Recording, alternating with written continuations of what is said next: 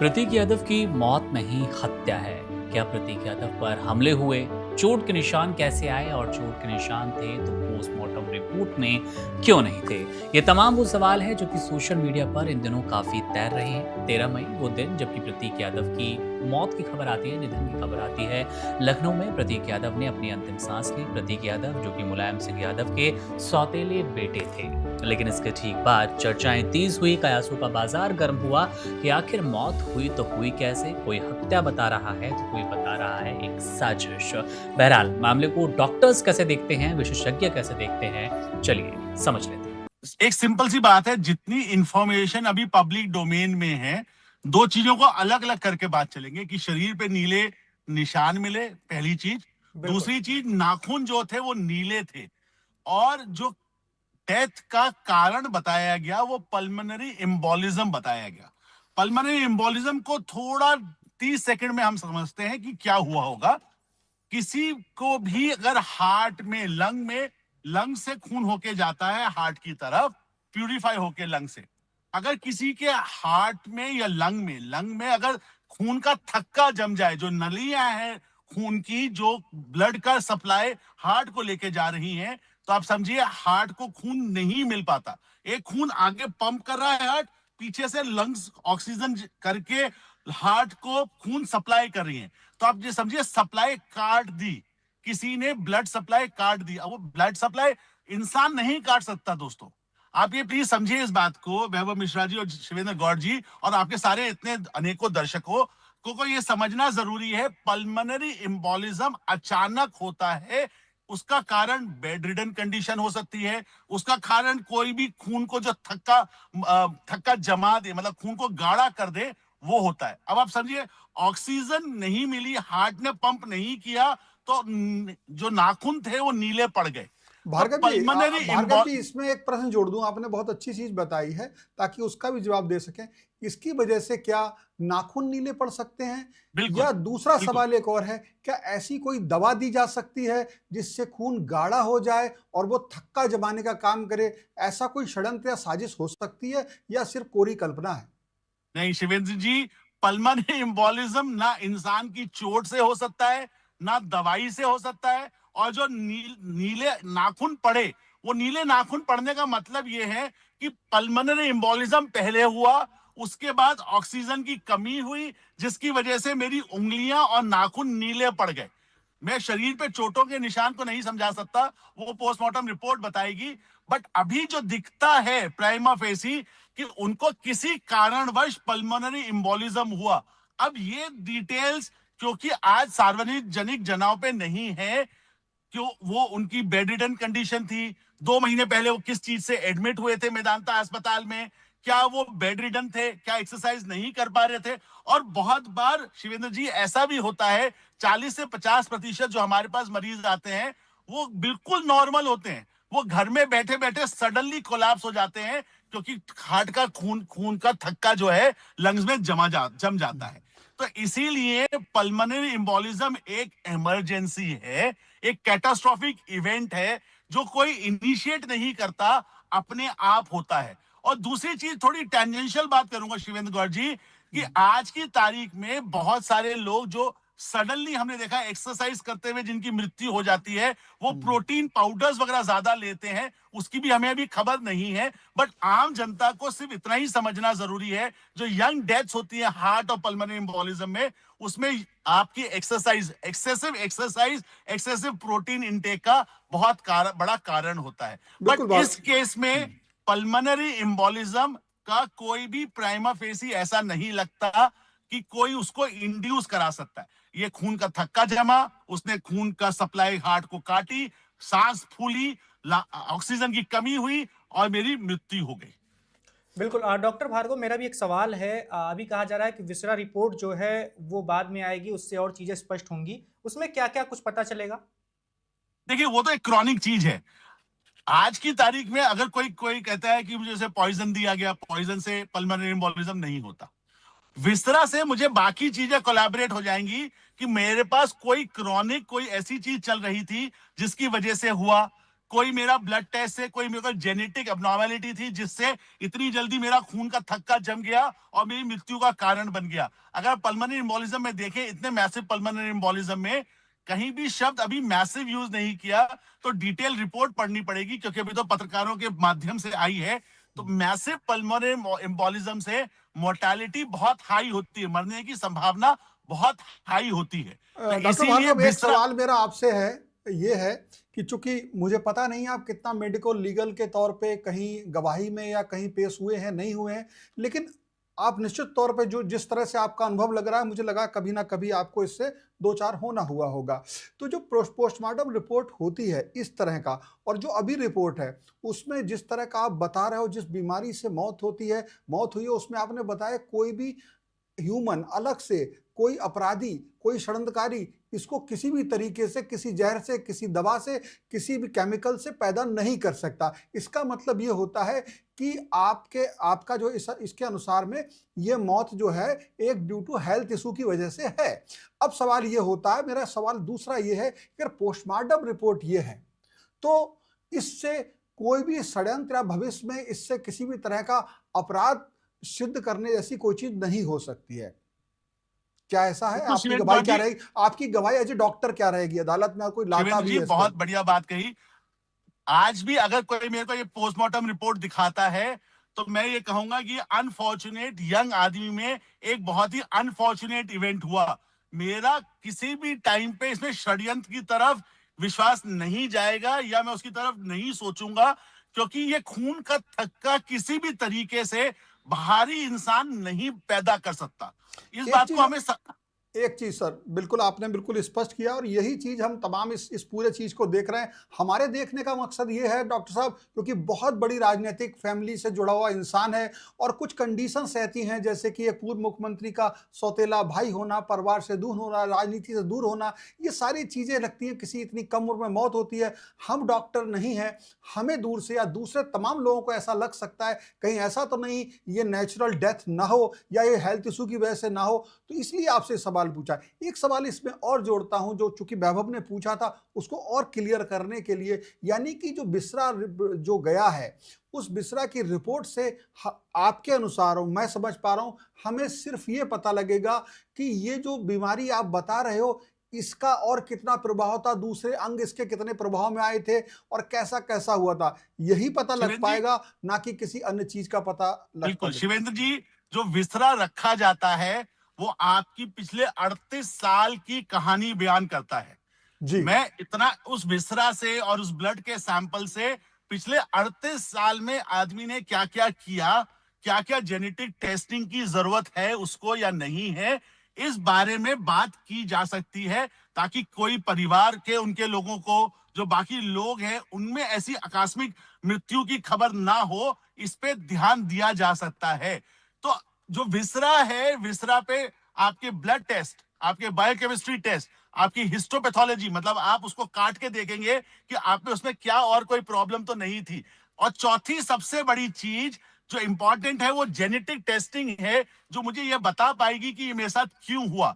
अगर हम उतनी डेप्थ में जाते हैं शिवेंद्र जी, तो सिर्फ और सिर्फ अगर मैं डॉक्टरी की तरफ से देखूं, मैं आपकी बात को समझता हूं कि पारिवारिक समस्याएं और समाज बहुत बड़ा चीज है और जिस प्रकार से पॉलिटिकल स्ट्रॉम आने वाला है इस चीज को लेके, बट अगर मैं सिर्फ डॉक्टरी तक अपने आप को सीमित रखता हूं तो ये चार चीजों से मुझे आगे की प्रिवेंशन, परिवार में आगे की प्रिवेंशन और सच्चाई में ये पता चल पाएगा कि मुझे ये क्लॉट क्यों हुआ।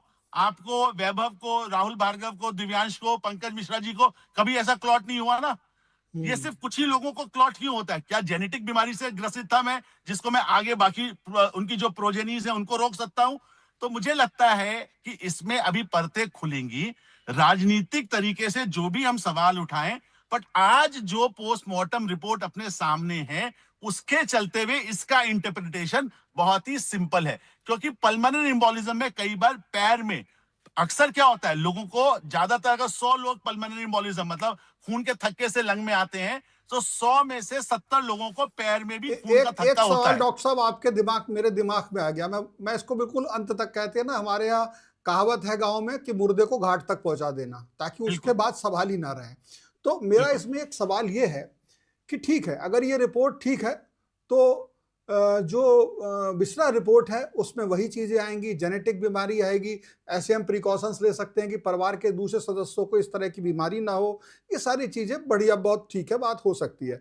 लेकिन अगर बिस्रा रिपोर्ट ऐसी आती है जैसे कोई पॉइजनिंग आती है, कोई उसमें ऐसा केमिकल आता है, और वो केमिकल, मैं मेडिको लीगल एंगल से ही आपसे पूछ रहा हूं सवाल। मैं एक वकील हूं मान लीजिए, और आप कोर्ट में खड़े हो और मैं आपसे उसके बारे में डिस्कस कर रहा हूं। बतौर वकील पूछता हूं मैं आपसे कि ये जो बिस्रा रिपोर्ट आई है, इसमें फलाना केमिकल आया है जो मृत्यु कारक हो सकता है, इसमें फलाना जहर आया है जो मृत्यु कारक हो सकता है, ये जहर ऐसा बताया जा रहा है कि इससे शरीर के जो फिजिकली इतना वो जो है मृत्यु के समय उसके लक्षण दिखाई नहीं देंगे, लेकिन ये हार्ट को अटैक कर सकता है, दूसरी बातें कर सकता है। तो ऐसी स्थिति में पोस्टमार्टम की जो आज की रिपोर्ट है, क्या बिस्रे की रिपोर्ट से इस रिपोर्ट को झूठा या क्रॉस कटा जा सकता है अदालत में? तो फैक्ट, शिवेंद्र जी बहुत अच्छा सवाल पूछा आपने।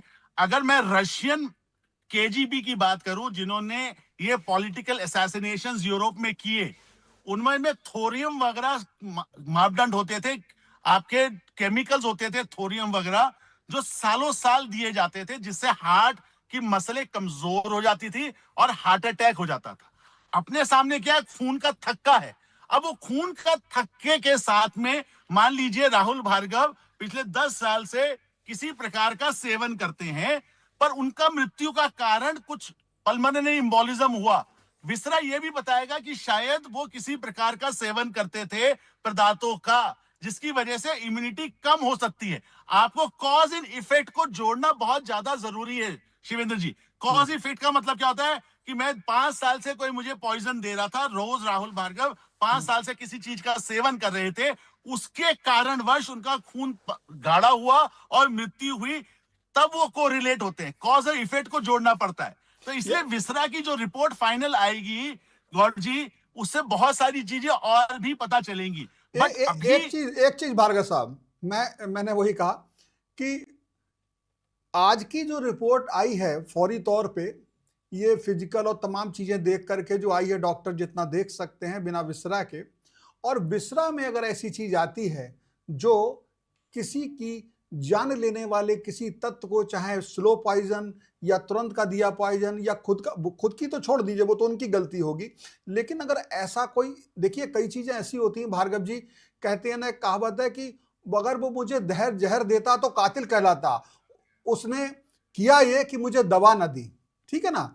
तो सवाल ये है कि कौन सी चीजें ऐसी हैं कि हमारे पास, मान लीजिए मुझे पता है, मेरे अंदर बहुत बड़ा षड्यंत्र चल रहा है, मैं किसी भी अपने वैभव को या आप किसी भी व्यक्ति को पता है मुझे ऐसी बीमारी चल रही है, ये बीमारी बहाना बनेगी, इसका इफेक्ट भी हार्ट अटैक होगा, तो मैं अगर मैं इस लेवल पर हूं तो हार्ट अटैक ही होता है। तो और ये पोस्टमार्टम रिपोर्ट अगर ठीक तरीके से नहीं की गई है, राजनीतिक दबाव में इस तरीके की आई है या किसी भी उस तरीके से आई है, तब इस रिपोर्ट को काटा जा सकता है क्या? उस तरह की फोरेंसिक रिपोर्ट में अगर ऐसा जहर आता है। शिवेंद्र जी बहुत अच्छा सवाल है ये। I will leave it to the speculation. आज हमारे सामने जो तथ्य हैं, हमें उस पर बात करनी चाहिए कि हमारे को पल्मोनरी एम्बोलिज्म हुआ। पहला कारण हार्ट अटैक नहीं है शिवेंद्र जी, वो कैस्केडिंग इफेक्ट ऑफ खून का थक्का जो जमा, उसकी वजह से हार्ट अटैक हुआ।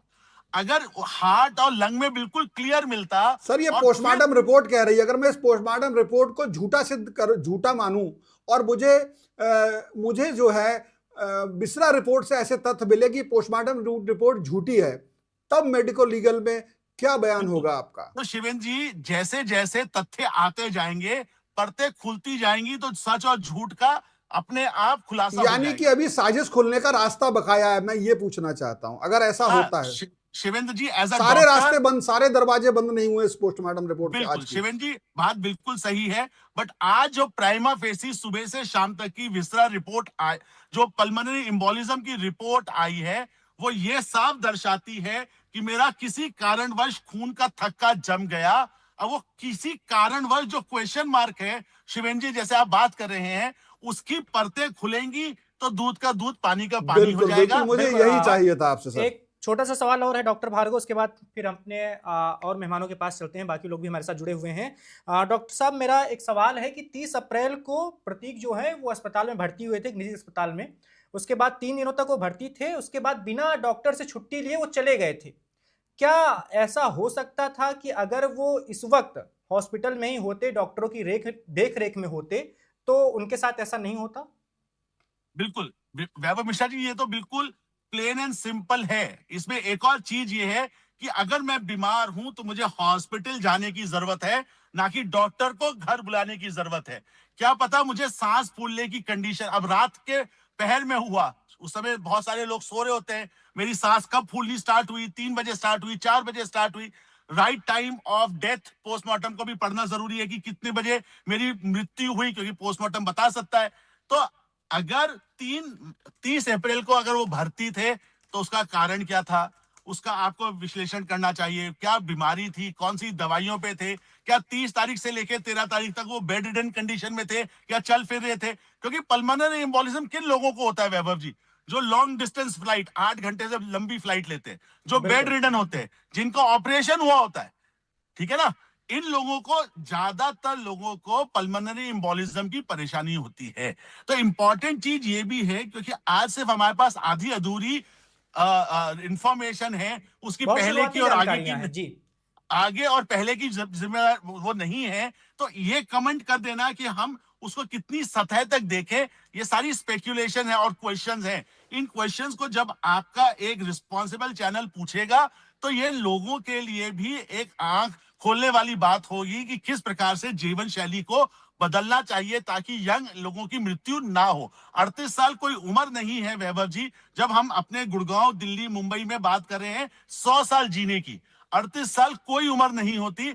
जितने भी यहाँ पैनल पे लोग हैं वो 100 साल तक जिए, उसके लिए ये सब चीजें जानना आवश्यक होता है। तो ये थे हमारे वो खास मेहमान जिन्होंने आपको समझाया। ये थे डॉक्टर जो हृदय रोग विशेषज्ञ हैं। इन्होंने वो सटीक जानकारी आपको देने की कोशिश की कि किस तरह से हृदय गति रुकने से और तमाम जो ब्लड क्लॉटिंग होती हैं, ब्लड क्लॉटिंग जैसा शब्द जब इस्तेमाल होता है तो अपने आप में वो एक गंभीर समस्या की ओर इशारा भी करता है। हिंदी में खून के थक्के जमना इसे अमूमन कहा जाता है और आपने कई लोगों से इसके बारे में सुना होगा, डॉक्टर से समझा होगा। अभी मामले की जांच जारी है, विस्टा रिपोर्ट आना बाकी है, क्योंकि विस्टा रिपोर्ट को लेकर ही आगे जो स्थिति है साफ हो पाएगी कि क्या सचमुच जहर देने वाली जो बात चल रही है उसमें कोई दम है या फिर अफवाह मात्र। मामले को आप कैसे देख रहे हैं, कैसे समझ रहे हैं? अफवाह अगर समझ रहे हैं तो वो भी, और अगर आपको कोई साजिश नजर आ रही है तो अपनी राय कमेंट बॉक्स में जरूर दीजिएगा। मेरा नाम है मुकुंद, आप बने रहिए वन इंडिया के साथ। शुक्रिया। Subscribe to One India and never miss an update. Download the One India app now.